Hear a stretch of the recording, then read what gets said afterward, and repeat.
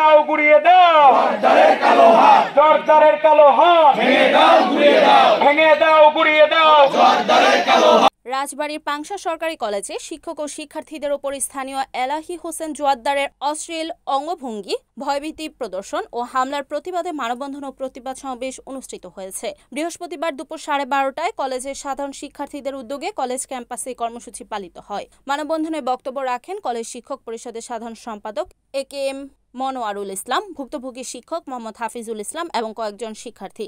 বক্তারা বলেন, শিক্ষক ও শিক্ষার্থীদের প্রতি এমন অশালীন আচরণ লজ্জাজনক ও নিন্দনীয়। দ্রুত অভিযুক্তদের বিরুদ্ধে আইনগত ব্যবস্থা নেওয়ার দাবি জানান তারা। ভুক্তভোগী শিক্ষক হাফিজুল ইসলাম জানান, এলাহি হোসেন জোয়ারদার দীর্ঘদিন ধরে তাকে, তার সহকর্মী ও শিক্ষার্থীদেরকে হয়রানি করে আসছেন।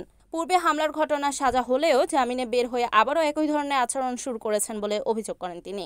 এ সময় শিক্ষার্থীরা স্লোগান দিয়ে অভিযুক্তের বিচার দাবি করেন। অবিলম্বে ব্যবস্থা না নিলে আরও কঠোর আন্দোলনের হুঁশিয়ারি দেন তারা। মানববন্ধন ও প্রতিবাদ সমাবেশে প্রায় 3 শতাধিক শিক্ষক ও শিক্ষার্থী অংশগ্রহণ করেন। Report Mohammad Hamza Sheikh, NEN TV, রাজবাড়ী।